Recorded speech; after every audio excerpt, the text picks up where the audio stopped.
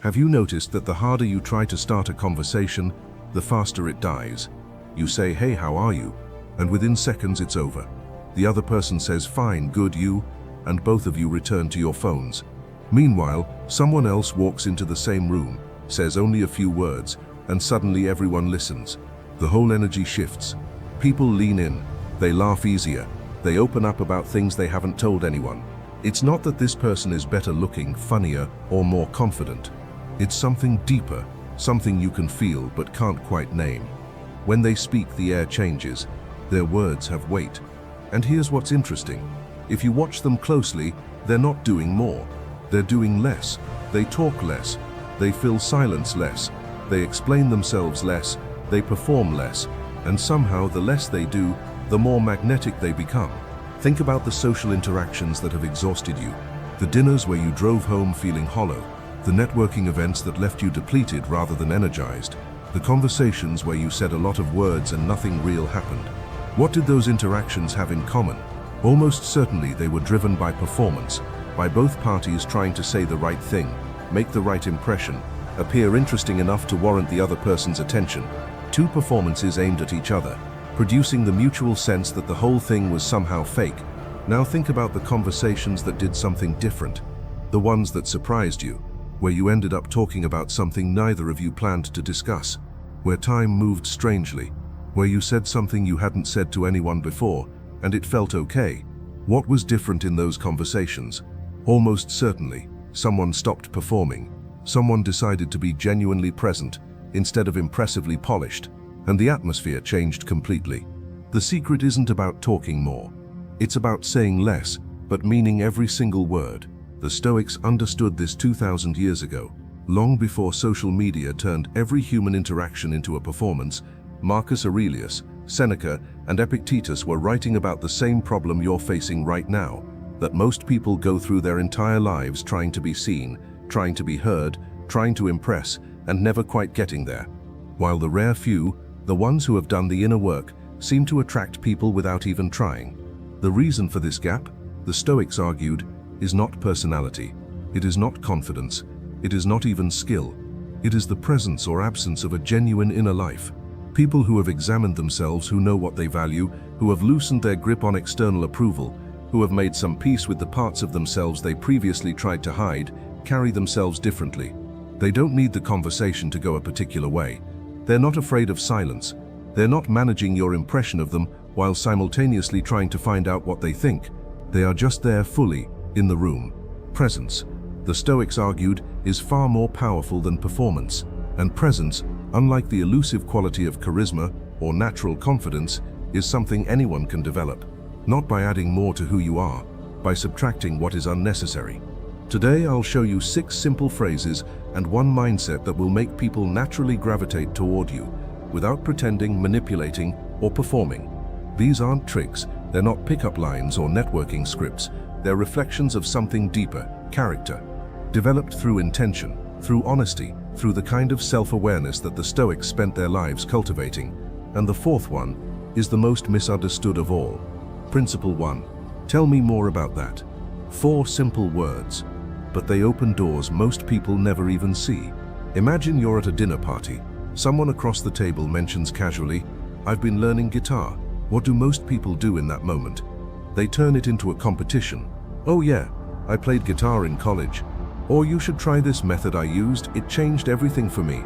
Or they barely wait for the sentence to finish before launching into their own story about music, or learning, or that one time they picked up a ukulele in Bali. Suddenly, without either person meaning it to happen, the focus has shifted. The spotlight has swung away from the person who shared something genuine, back toward the person who couldn't resist taking it. The door to real connection closed. Not because anyone was unkind, just because the instinct to be interesting overrode the much rarer, much more powerful instinct to be interested. This is the pattern that plays out in most social interactions, and it plays out so quickly and so automatically that both parties are rarely aware of it. One person shares, the other person, instead of receiving and deepening, redirects. The conversation moves sideways, skimming across surface after surface, touching nothing deeply. Both people walk away feeling vaguely unsatisfied, unable to identify why, because neither of them did anything deliberately wrong, but the mechanism of genuine connection never had the chance to engage. Now imagine a different response. The same person says, "I've been learning guitar," and you say simply, "Tell me more about that." And then you stop talking. You look at them. You wait. What happens next is remarkable. Most people are so unaccustomed to genuine curiosity that they don't know what to do with it at first. They might start slowly, still half expecting you to jump in and redirect. "Well, I just started a few months ago," and then they realize you're still listening. You're not preparing your response. You're not scanning the room. You are genuinely, quietly, completely there. And they open up. They tell you about the teacher they found on YouTube. They tell you about the song they're trying to learn, the one their father used to play. Suddenly they're talking about their father, about a memory they haven't thought about in years, about something that actually matters to them. None of that happens without those 4 words. None of that happens if you tell them about your own guitar experience.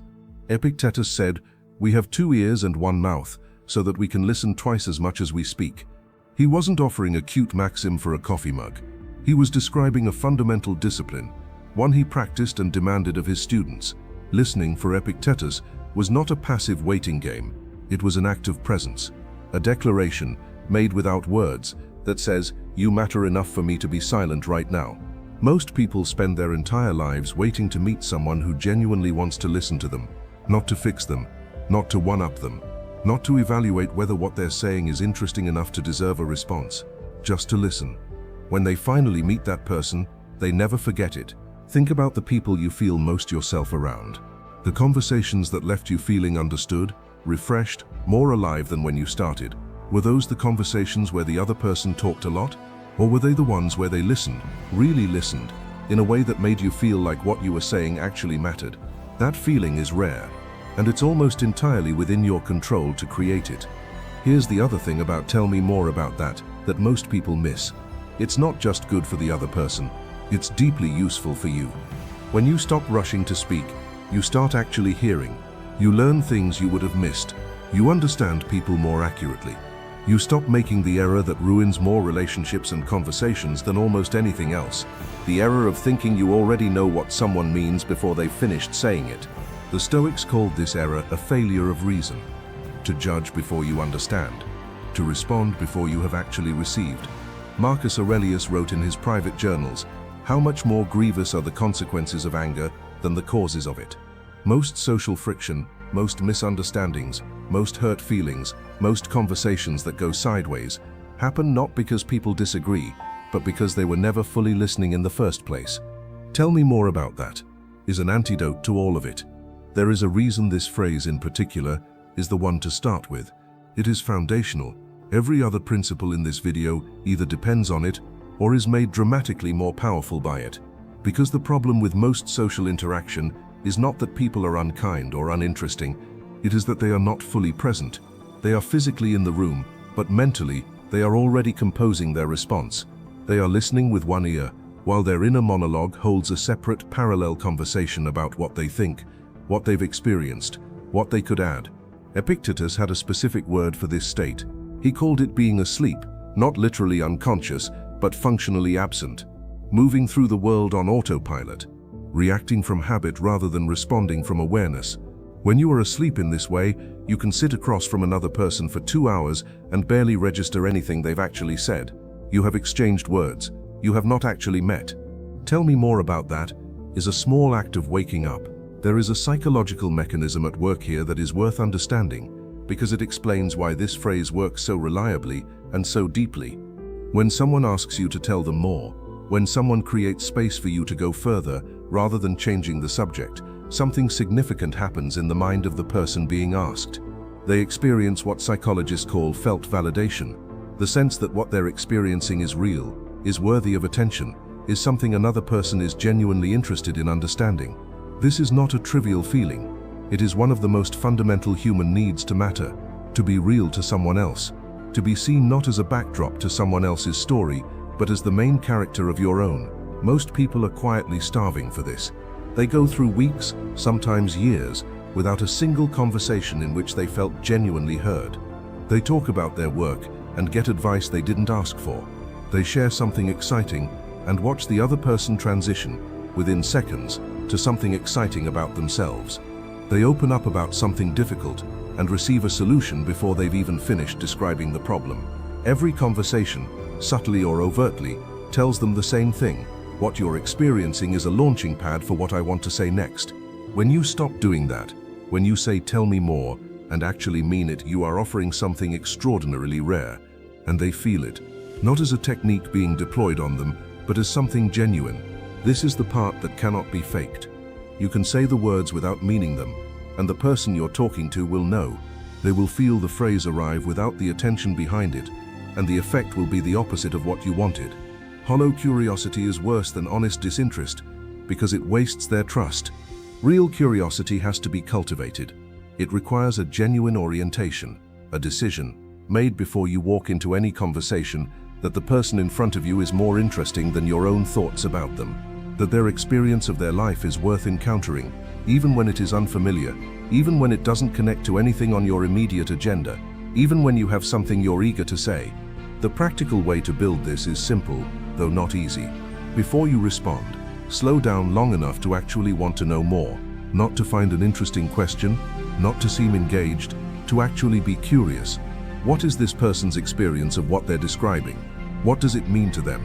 What are they not saying yet that might be the most important part? Those questions, asked with genuine interest, produce a quality of attention that people can feel, and "tell me more about that" is just the most efficient way of expressing it. Marcus Aurelius wrote, "Accept the things to which fate binds you, and love the people with whom fate brings you together." Each person you encounter, in a coffee shop, at a work meeting, at a family dinner you didn't particularly want to attend, is presenting you with an entire inner world you know almost nothing about. The default is to glance at the surface and move on. The Stoic practice is to slow down long enough to recognize that there is depth here worth encountering. Practice it today. The next time someone mentions something they're doing, thinking, struggling with, or excited about, resist the pull to respond with your own experience. Say 4 words instead. Mean them, then go quiet. You won't just make them feel heard. You'll hear something true. And in a world where almost no one is listening, that makes you unforgettable. Principle 2. I don't know. 3 words that almost no one has the courage to say. When someone asks your opinion about something you don't fully understand, the instinct is immediate and nearly universal. Pretend. Sound clever. Say something vague enough to avoid being wrong, confident enough to avoid being dismissed. Wave your hand in the direction of an answer and hope no one examines it too closely. Pretense always shows. Not always immediately, not always in the words themselves, but in the tone, which feels slightly off, in the eyes which scan for approval rather than resting in conviction, in the small pause before the answer, where certainty should be but isn't. Trust is a fine instrument. People feel pretense before they can name it, and once it registers, even unconsciously, it is very difficult to undo. Now picture someone different. Someone who, when asked about something they don't know, simply says, "I don't know," calmly, without apology, without the anxious addendum, "but I think maybe possibly," that tries to soften the admission and ends up undermining it. Just "I don't know." Notice how the atmosphere in the room shifts. There is a quality to this kind of honesty that is almost physically noticeable. The air becomes clearer, the conversation becomes more real, because if this person is honest about what they don't know, you can actually trust what they do know. Their confidence, when it appears, means something. Their opinions carry weight precisely because they haven't inflated them with borrowed certainty. Socrates built an entire philosophical legacy on this insight. When he said, "I know that I know nothing," he wasn't performing humility.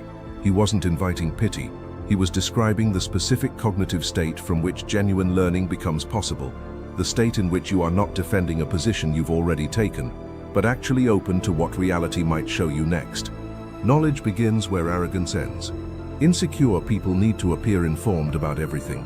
It's a compulsion rooted in fear, the fear that if they don't have an answer, they won't be respected, that their value in the conversation depends on the quantity and confidence of their contributions, so they fill gaps with manufactured certainty.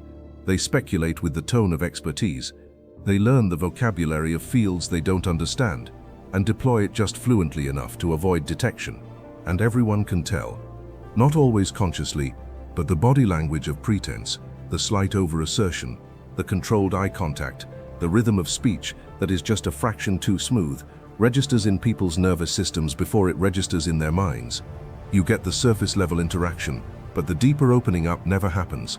Secure people are at peace, admitting they're not, because their sense of worth isn't tied to appearing to know things. It's tied to something more stable. Their commitment to honesty, their genuine curiosity, their willingness to understand rather than to perform understanding. Seneca wrote, "It is not that I am brave, it is that I know what is worth fearing." Substitute knowing for bravery, and the logic holds exactly. The person who says "I don't know" isn't ignorant. They know what is worth claiming, and they will not claim what they haven't earned. There's a practical consequence to this that compounds over time. When you say "I don't know" sincerely, people begin to listen to you differently. Your "I think" carries more weight because they know you don't say it casually. Your "I'm confident about this" becomes a signal they can actually rely on. You become a more valuable source of information, not because you know more, but because you are more honest about the boundary between what you know and what you don't. In professional environments, this quality is extraordinarily rare and extraordinarily valued. Most meetings are full of people managing impressions. The person who says "I don't have enough information to answer that accurately, let me find out and come back to you," stands out immediately, not as someone who doesn't know things, but as someone whose assessments can be trusted. Say "I don't know" the next time you genuinely don't. Say it without apology and without an anxious qualification that tries to walk it back. Notice what happens to the quality of the conversation that follows, and notice something else. Notice what it does to you. There is a specific relief that comes from dropping a weight you didn't realize you were carrying. The effort required to maintain the appearance of knowing, to manage the performance, to track what you've implied, to stay ahead of the questions that might expose you, is considerable. You're not aware of it most of the time, because it runs in the background, but it is always there. The moment you say "I don't know" and mean it, that weight is gone. You're just standing there with what you actually have, and it turns out to be more than enough. Epictetus spoke about this in terms of what he called prohairesis, the faculty of judgment and choice that belongs entirely to you.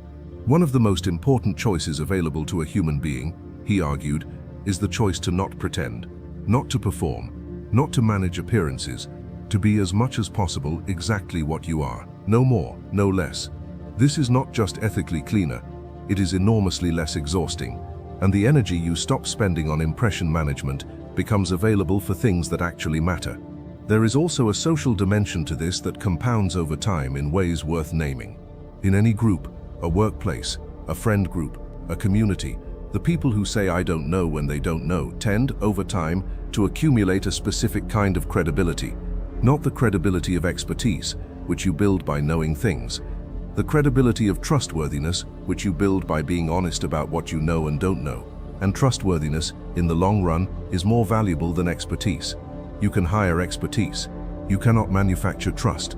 The person who says "I don't know, but let me find out" is more valuable to any team, any relationship, any collaboration than the person who generates confident answers regardless of what they actually know. Because with the first person, you know where you stand. With the second, you're always doing quiet background calculations about how much to rely on what they're telling you. Be the first person, 3 words at a time, if necessary. Principle 3. That sounds hard. When someone opens up about something painful, stress at work, a failing relationship, a decision they can't make, a loss they're still carrying, your instinct is probably to fix it. It comes from a good place. You care about them, you don't want them to hurt, and you have experience or an idea, or a resource or a perspective that might actually help, so you offer it. You should try this. When that happened to me, I did this. Have you thought about the... You mean well, but what they hear isn't empathy. Not most of the time. What they hear is, your pain is a problem to be solved. And if you haven't solved it yet, there might be something slightly wrong with how you're handling it. That's not what you said. But the advice, even good loving advice, offered at exactly the wrong moment, communicates it anyway.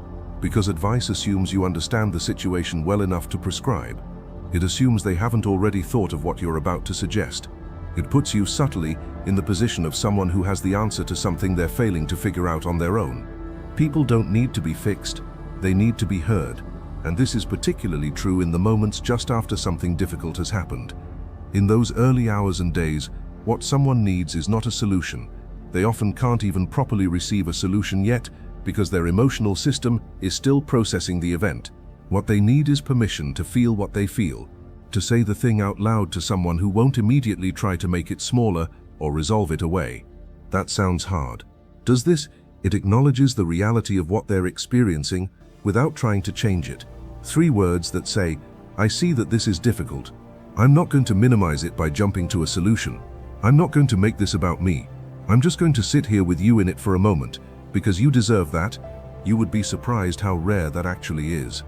Most people, when sitting with someone in pain, feel their own discomfort rising and unconsciously move to end it. The advice, the redirection, the but look on the bright side. These are as much about the speaker's discomfort as about the other person's well-being. We want the pain to resolve because watching it is hard, because we feel helpless in the face of it, because resolution would make everyone feel better, including us. But the person in pain needs someone who can tolerate the unresolved, who doesn't need everything to be okay right now, who can be present in the difficulty without making their presence conditional on the difficulty being managed. That sounds hard, said slowly, with actual attention. That's the whole principle. When was the last time someone said, I appreciate you to you, sincerely, unprompted, with no specific favor attached? When was the last time someone noticed not what you did, but who you were being? If you're like most people, you can count those moments on one hand, maybe fewer.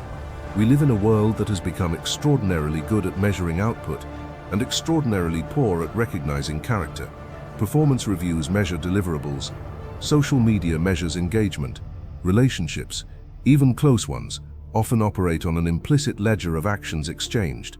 What gets missed, consistently and at real cost, is the recognition of the person beneath all of it, the quality of attention someone brings, the consistency of their integrity, the way they show up even when no one is tracking it. I appreciate you breaks that pattern completely. When it's said about character, about who someone is rather than what they did, it communicates that the appreciation exists independently of usefulness, that you see them as a person, not as a function, that your regard for them isn't contingent on their continued output. This is, for many people, deeply unfamiliar. They are not accustomed to being valued for who they are. They have learned through years of conditional approval to equate their worth with their contribution. And when someone bypasses all of that and goes straight to the person, I appreciate you specifically for the quality of who you are, it can land with surprising emotional weight. Marcus Aurelius began each morning reflecting on the people around him, not on what they had done for him recently, but on what kind of humans they were. He was grateful not for their usefulness, but for their virtue, for the specific quality of character each of them embodied and brought into his orbit. He knew something most people don't practice, that recognizing virtue in others is what keeps your own virtue alive. When you train your attention on what is genuinely admirable in the people around you, you are reinforcing the values that you are working to embody. You are not just being kind to them, you are building your own character through the act of recognition. Epictetus taught that the highest form of human relationship is one built not on need or usefulness, but on mutual recognition of virtue. Not I value you because of what you bring to my life, but I see who you are, and who you are is worth seeing. Use this phrase sparingly. Let it be true when you say it, and watch what it does to the relationship over time. Not just in the moment it's spoken, but in the weeks that follow, as the person it was said to carries it quietly with them. Marcus Aurelius wrote, "Be tolerant with others and strict with yourself." It sounds straightforward, but the implications run deep. Most people do the opposite. They are endlessly tolerant of their own failures and delays, and quietly impatient with others. When someone hasn't solved their problem yet, when they're still struggling with something that seems to have an obvious answer, the instinct is judgment, dressed in the clothes of helpfulness. Real strength is gentle. Real strength doesn't need the conversation to end with a solution, because it's not afraid of sitting with unsolved things. When you say that sounds hard, you give someone permission to feel without defending it. They don't have to convince you that their problem is bad enough to warrant the emotion they're having. They don't have to justify why they haven't fixed it yet.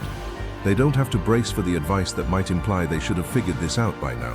They can just feel it, and in that space, the quiet, unhurried, non-fixing space, something unexpected often happens. People begin to think more clearly.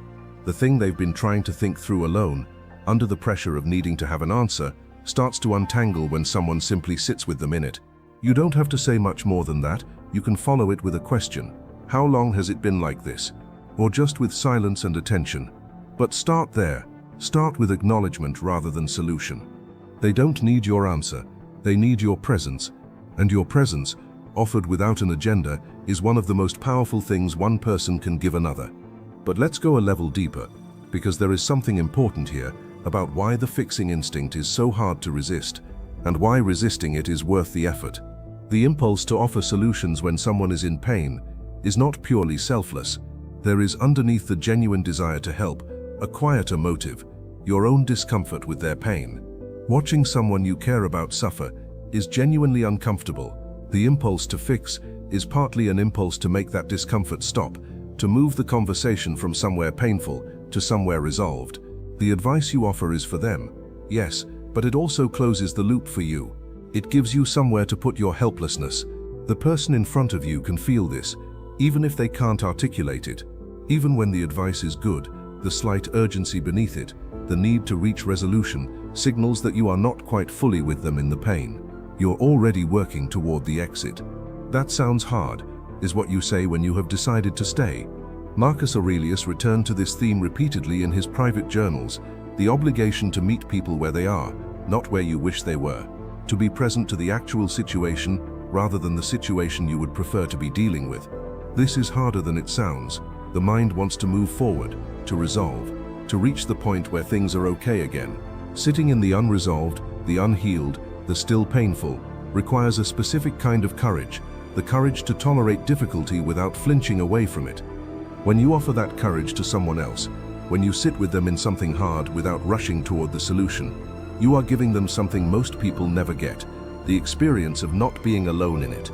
Not being alone while being in it is one of the most fundamentally human needs, and one of the most consistently unmet ones. Here is what tends to happen when you do this well. The person who came to you burdened often leaves lighter, not because the problem has been solved, but because they feel less isolated by it. And having felt less isolated, they often start thinking more clearly about it themselves. The insight they needed arrives not from your advice, but from the space your presence created. You didn't fix anything. You created the conditions in which they could move toward fixing it themselves. That is, by almost any measure, more useful than the best advice you could have given. That sounds hard. 3 words, said slowly, with actual attention. That's the whole principle. Principle 4, the power of silence. This is the hardest one, and the most misunderstood.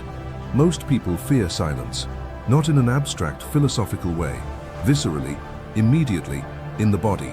The moment there's a pause in conversation, something happens in the nervous system, a kind of low-grade alarm. The mind races for something to say, anything to say, a random observation, a story that doesn't quite fit, a laugh that arrives slightly too early. They believe silence is failure, evidence that the conversation has died, proof that they're not interesting enough to sustain it. But watch someone who is genuinely comfortable with silence. In a group, they speak rarely. When others are performing, filling air, competing for the floor, recycling stories they've told before, this person listens. They observe. They sit with a kind of settled attention that is different in quality from everything happening around them. And when they do finally speak, the room tilts toward them. Not because what they say is necessarily more intelligent, though often it is, but because their silence before speaking signals that what's coming next matters. They don't produce words carelessly, so when words come, they carry weight. Silence is not emptiness, it is where all real attention lives. Seneca wrote, "Silence is a lesson learned through many sufferings." This was not an abstract philosophical position for him. Seneca lived through exile, through the death of friends, through years in the service of an emperor who eventually ordered his death. He had learned, at great personal cost, that most of what is said in any given hour does not need to be said, that words deployed carelessly to fill space, to manage anxiety, to appear more than you are worse than no words at all. They dilute the currency. They train people to tune you out before you've finished speaking. Those who have faced themselves no longer fear quiet. This is the deeper insight. The reason most people can't tolerate silence isn't really about social anxiety. It's about what silence reveals. When external noise stops, internal noise becomes audible. The thoughts you've been avoiding, the feelings you haven't processed, the questions you don't have answers to. Silence is uncomfortable, not because it's empty, but because it's full of everything you haven't made peace with yet. People who are comfortable being alone with themselves are comfortable being silent with others, because silence for them is not a void to be filled. It is a natural state, neutral and spacious, in which real things can happen. When you stop running from silence, you stop running from yourself. And this changes everything about the way you communicate. You listen better because you're not constantly thinking about what to say next. You think clearer because you're not burning processing power on the management of constant noise. Your words begin to carry weight because you've stopped inflating their supply. You no longer speak to fill space. You speak to deliver meaning. Practical application. The next time you're in conversation and a silence arrives, don't fill it, let it sit for 3 seconds, 5. See what happens. Often the other person will speak, and what they say in those extra seconds of silence is frequently more honest, more interesting, and more real than what they were saying before, because the silence gave them space to go deeper. When you master this, when silence stops being something to escape and becomes something to inhabit, people lean in before you even open your mouth. But the development of comfort with silence doesn't happen by accident. It has to be practiced, and the practice is internal before it is social. The place to start is not in conversation, it's alone. If you cannot be quietly alone with yourself for 10 minutes without reaching for your phone, without turning on a podcast, without manufacturing some form of noise, then silence in social situations will remain uncomfortable, because you haven't yet made peace with your own company. This is the deeper discipline Seneca was pointing to. The lesson learned through many sufferings is not just about pauses in conversation, it is about developing a self that you can inhabit without distraction. A self that does not need constant external stimulation to feel okay. This is not an achievement you reach and then maintain effortlessly. It is a practice you return to every day, by choosing, in small moments, to be with yourself rather than away from yourself. The payoff, when it comes, affects everything. People who have developed genuine comfort with silence carry a quality in conversation that is distinctive and immediately felt. They don't need the conversation to go anywhere in particular. They're not anxious about gaps. They're not counting the seconds until they can speak again. They are simply there, with their full attention, letting the conversation be what it naturally wants to be. This creates space for other people that most conversations never create. The person talking to you can take longer to find the right words. They can change direction mid-sentence without feeling like they've lost you. They can follow a thought somewhere unexpected and know that you'll follow with them rather than redirect.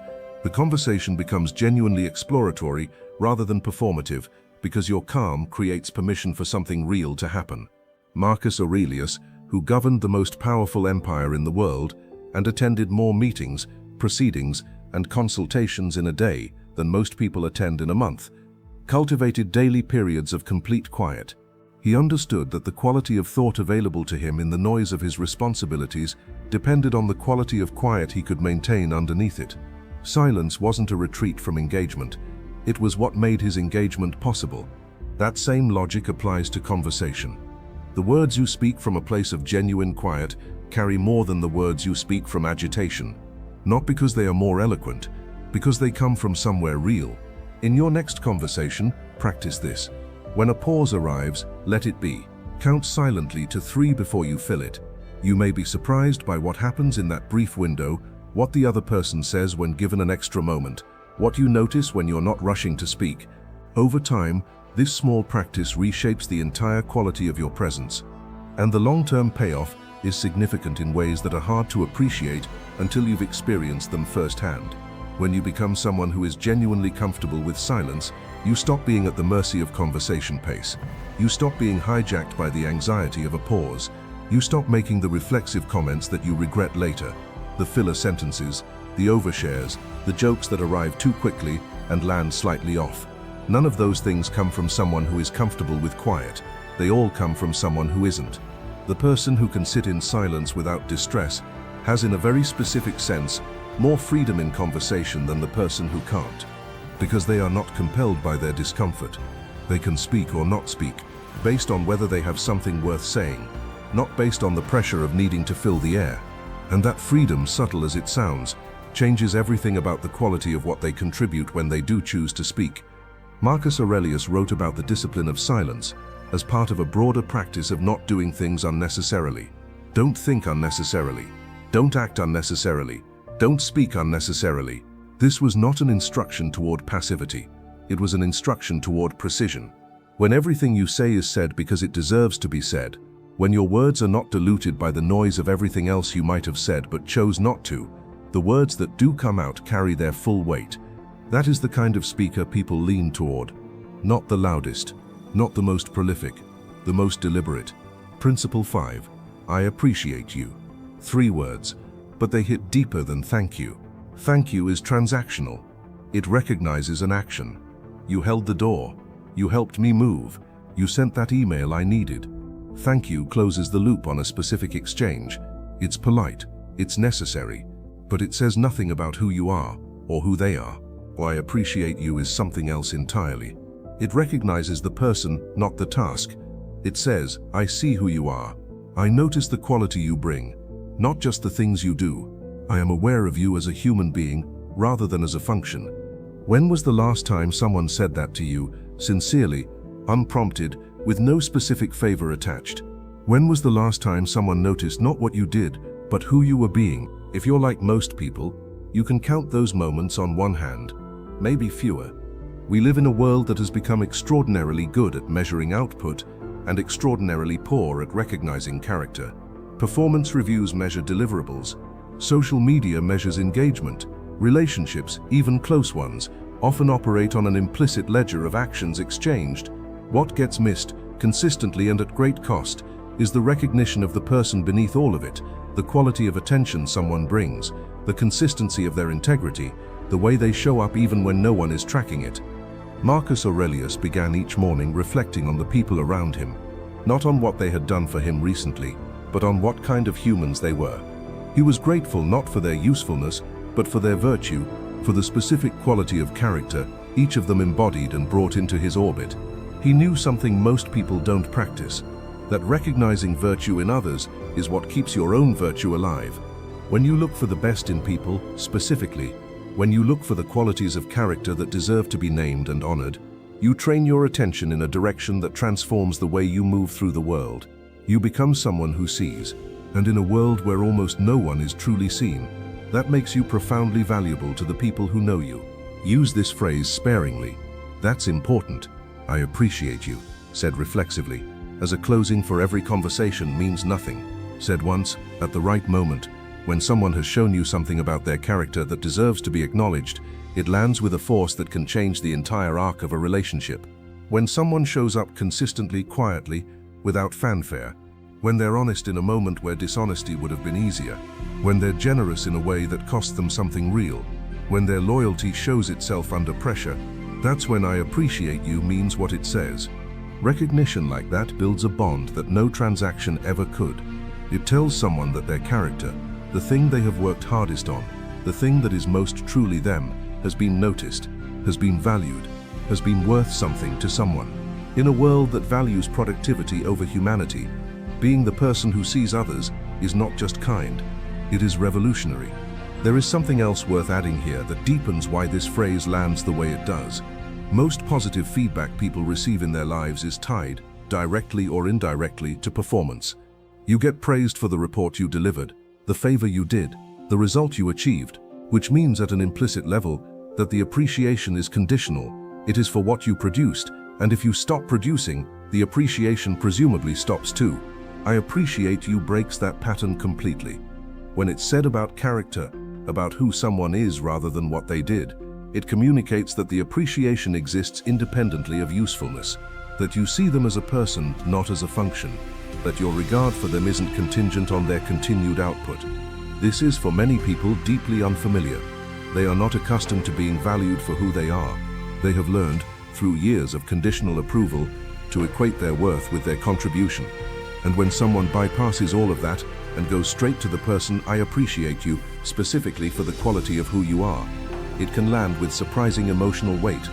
Epictetus taught that the highest form of human relationship is one built not on need or usefulness, but on mutual recognition of virtue. He is a wise man who does not grieve for the things which he has not, but rejoices for those which he has. That principle applied to the people in your life, don't evaluate them for what they lack or for what they could do better. See what they have, name what is genuinely admirable, and say so. Use it sparingly. Let it be true when you say it, and watch what it does to the relationship over time. Principle 6. No. The hardest word to say. The most liberating. Every day, people ask for your time, your energy, your attention, your presence, and even when you don't want to give it, when you're exhausted, when the request doesn't align with what you're trying to build, when saying yes means saying no to something that matters more, you do it anyway, out of guilt, out of habit, out of the quiet, pervasive fear that disappointing someone makes you a bad person. But here's what that pattern is actually doing. Every time you say yes to something that doesn't matter, you are silently saying no to something that does. Your peace, your focus, your most important relationships, the project you keep meaning to get to, the rest your body keeps asking for, the version of yourself you're trying to become. Each hollow yes is paid for by something real. Epictetus wrote, "First learn the meaning of what you say, then speak." Most people never apply this to the word yes. They say it automatically, reflexively, before they've even finished processing the request. They say it because the social machinery around them rewards availability and punishes limits. Every yes has a cost, and if your yes means everything, it means nothing. Watch someone who has genuinely learned to say no. They don't make it dramatic. They don't issue lengthy explanations or defensive justifications. They don't preface it with 5 apologies. They pause, a real pause, not a performative one. And if the answer is no, they say it simply, "I won't be able to do that," or "that doesn't work for me." And then they stop talking. That clarity commands respect in a way that anxious apology never does. Because when someone hears a clear no delivered calmly, without theater, they encounter something rare. A person who means what they say, who has considered the request, who respects both themselves and you enough to give you an honest answer rather than a managed one. The interesting thing about saying no is what it does to your yes. When people know your no is real, when they've seen you decline things, when they understand that your agreement is not automatic, your yes becomes genuinely meaningful. It carries information. It tells them, this person considered the request and decided it was worth their time. That is a different quality of commitment than the yes that comes from someone who says yes to everything. There is also a clarifying function that no performs in relationships. Boundaries don't push people away. They filter. They repel the people who were only interested in your availability, who valued your presence because it was frictionless and unconditional. Those people, when they discover you have limits, will often quietly disappear. This can feel like a loss. It is not. It is the relationship revealing what it actually was. What remains, once you've established that your time and energy are finite and genuinely valuable, are the people who respect that, who, when you give them your yes, understand what it represents. Those relationships are worth more than 100 frictionless ones built on your endless accommodation. Seneca wrote, "Omnia aliena sunt, tempus tantum nostrum est." Everything else belongs to others. Time alone is ours. Your time is the only truly non-renewable resource you have. Every hour is a choice, to spend it on what matters to you or on what others have decided should matter to you. Know is how you make that choice explicitly, consciously, in the light of what you actually value, rather than having it made for you by whoever happened to ask first. There is something important to say about how to say no, because the manner matters as much as the word itself. Most people, when they finally attempt to say no, do it badly. They over-explain, they apologize 3 times, they offer a complicated alternative that dilutes the no into something that doesn't actually protect the boundary. Or they say no in a way that communicates guilt and apology so clearly that the other person immediately begins working to dissolve it, sensing the opening. The key is brevity and calm. "That doesn't work for me. Full stop. Not "I'm so sorry, I would normally love to, but this particular week has been absolutely insane and I have this thing I promised." All of that extra language, however well-intentioned, is not politeness. It is the sound of someone who doesn't quite believe they have the right to say no, and is compensating with apology. Marcus Aurelius wrote about the importance of speaking with precision and without waste. Say what you mean, completely and nothing more. When applied to declining, this means state the no clearly, without embellishment, and then resist the urge to fill the silence that follows with backfilling. The silence belongs to the other person. Let them use it. Over time, as you practice this, something shifts in how others relate to you. They stop asking reflexively, knowing that your consideration of a request is genuine and that your answer is not guaranteed. The requests you receive become on average more considered, because people have learned that you will not simply comply out of habit. And when you say yes, the quality of that yes has changed. It now means something specific. I weighed this against everything else I could be doing, and I chose this. That is a different kind of commitment than the automatic accommodation of someone who says yes to everything. Your no protects not just your time, but the quality of every yes that follows it. There is one more dimension to no worth naming, because it is the one people tend to discover last. Saying no to others is often the only way to say yes to yourself. Most people, when they examine their lives honestly, find that the things they most care about, the project they keep meaning to start, the relationship they keep meaning to invest in, the version of themselves they keep meaning to become, have been consistently deprioritized in favor of a series of obligations that accumulated without deliberate choice. Not because anyone forced them, because they never said no to the smaller things, and the smaller things slowly filled all the available space. The Stoics called this a failure of attention. Not of effort. Most of these people are working very hard, but of direction. Seneca, late in his life, reflected on the people around him who had spent decades being busy without being purposeful. It is not that they have too little time, but that they waste so much of it. The waste was rarely dramatic. It was the accumulated cost of thousands of small yeses to things that didn't matter, each one trivial in isolation, catastrophic in aggregate. No is how you stop that accumulation. Not by becoming unavailable, not by withdrawing from the people and work you care about, but by making the lines visible, by being someone who has thought about where their time goes, rather than someone who simply reacts to whoever is asking for it most loudly. Waste no more time arguing about what a good man should be. Marcus Aurelius wrote, "Be one." Apply that same directness to your time. Waste no more hours on what doesn't matter, defending yourself to yourself about why you can't say no. Just say it, calmly, without apology, and then spend what remains on what does. The mindset behind all of it. These 6 phrases, curiosity, honesty, validation, silence, appreciation, and boundaries, are not social tricks. That distinction matters more than it might seem. Tricks are things you do to other people to produce a desired reaction. They treat the other person as a mechanism to be operated, and people with remarkable reliability can tell when they're being operated. The warmth feels calculated. The interest feels performed. The absence of self-promotion feels strategic, and the more someone senses that your behavior is a technique, the more guarded they become. Not always consciously, but the trust which takes months to build and minutes to lose quietly contracts. What makes these 6 phrases work is that none of them are techniques. They are reflections of character. Tell me more about that works, because it comes from genuine curiosity, from actually wanting to know, not from knowing that acting curious produces a good impression. I don't know works because it comes from genuine intellectual honesty, from actually being at peace with the limits of your knowledge, not from performing humility to seem relatable. That sounds hard, works, because it comes from genuine empathy, from actually caring about what the other person is going through, not from knowing that validation is more effective than advice. Silence works because it comes from genuine presence, from actually being comfortable with yourself, not from strategically deploying pauses to seem mysterious. I appreciate you works because it comes from genuine recognition, from actually seeing the quality in someone else, not from offering flattery because it makes people like you. No works because it comes from genuine self-knowledge, from actually knowing what matters to you and what doesn't, not from performing independence to seem high value. The character underneath each phrase is the thing. The phrase is just how the character speaks. This is what the Stoics understood at the deepest level. You cannot long sustain a social performance that diverges from who you actually are. The energy required is too great. The seams begin to show. People are too perceptive over time to be fooled by a persona that isn't backed by something real. But here is the other side of that truth, and it is the more important one.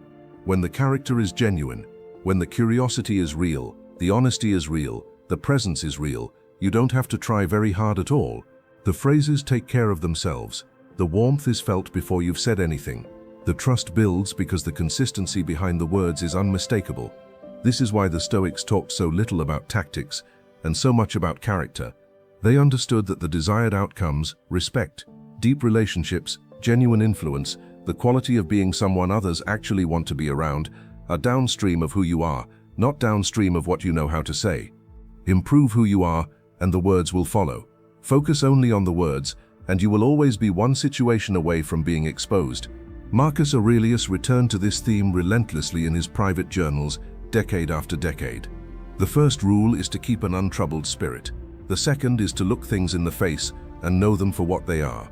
An untroubled spirit is not achieved by removing difficulty from your life. It is achieved by removing your dependence on difficulty being absent.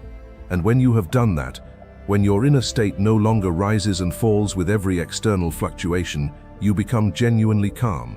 Not the performed calm of someone gritting their teeth behind a composed expression. The actual, settled, untroubled quality of someone who is not afraid of whatever is about to happen. That quality is what people respond to. Not the strategies you deploy. Not the phrases you've memorized. The sense that this person is actually here, actually steady, actually not in need of anything from me. That quality of not needing is, in a world full of people who need constant things from each other, validation, agreement, performance, entertainment, one of the most magnetic things a human being can embody. Seneca wrote, "Dum differtur vita transcurrit." While we delay, life slips by. The Stoics were not patient with the idea of waiting until you feel ready to begin developing character. There is no version of this work that you complete before you need it. You develop it by using it. Every conversation you enter with the intention of being present rather than impressive is practice. Every moment you say "I don't know" when you don't. Every silence you sit in rather than filling. Every no you say with clarity rather than apology. All of it is the accumulation of something real. The beautiful thing about character is that it compounds. The person who practices presence for 3 months is not the same person they were at the start. The neurological reality is that repeated behavior creates pathways. The more you choose curiosity over performance, the more natural curiosity becomes. The more you practice sitting in silence without anxiety, the more the anxiety attenuates. The more you say no to what doesn't serve you, the clearer you become about what does. You don't need to overhaul yourself at once. You don't need to become a different person before you start. You start where you are, with what you have, and you practice, one conversation at a time, one moment of choosing presence over performance, one quiet pause instead of a reflexive fill. This is the Stoic method, not a dramatic transformation, a daily accumulation of small, honest choices that gradually build a self-worth inhabiting. The Stoics understood that attraction isn't about adding more. It's about subtracting what's unnecessary, the noise, the need to impress, the performance of confidence that masks the absence of it, the stories you've rehearsed about yourself that have very little to do with who you actually are, the hollow yeses, the manufactured certainty, the restless filling of silence that keeps everyone, including you, from encountering anything real. The moment you stop performing, people finally start paying attention, not just to your words, but to who you are when you speak them, to the quality of presence you carry into a room before you've said anything at all, to the sense that perceptive people have very quickly that here is someone who does not need anything from me. Here is someone who is actually here. That quality, presence without need, engagement without desperation, genuine interest without performance, is the rarest thing in most rooms. And it is what all 6 of these principles are actually building together. Not a set of phrases to memorize, a way of being to inhabit. Be curious enough to listen, humble enough to say, "I don't know," gentle enough to validate without fixing, calm enough to sit in silence without filling it, aware enough to see the people around you clearly, not for what they can give you but for who they genuinely are, and strong enough to protect what genuinely matters to you. That's the whole philosophy. Everything else is just practice. If this video changed how you see communication, leave a comment below. Which of these 6 principles are you going to practice in the next 24 hours? Not all 6, just one. Pick the one that feels hardest. That's usually the one that will move the needle the most. Because here's what tends to happen when people encounter a list like this. They feel the recognition. Yes, that's true. I do that. I want to change that. And then they set an intention to practice all 6 simultaneously, starting immediately. And within a week, the intention has faded. Not because they lack discipline, but because they tried to change everything at once, and the effort became unsustainable. The Stoics had a specific remedy for this: focus. Not on the full ideal, but on the next right action. Not on the complete transformation, but on the smallest possible practice that moves you in the right direction. Epictetus didn't tell his students to become philosophers overnight. He gave them exercises, daily, specific, small. Build the capacity for one thing before adding the next. So pick one. If you struggle most with silence, practice the pause. Just that, just in your next 5 conversations. If you struggle most with I don't know, set a specific intention to say it once today, in a real situation, without the apologetic qualifier. If you tend to offer advice when people share pain, practice saying that sounds hard the next time someone opens up, and stop there.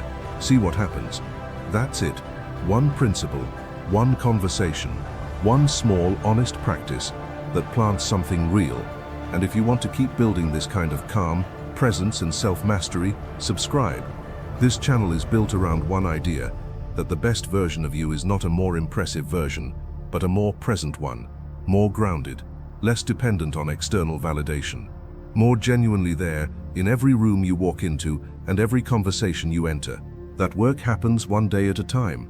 We're building it together, one principle at a time. See you in the next one.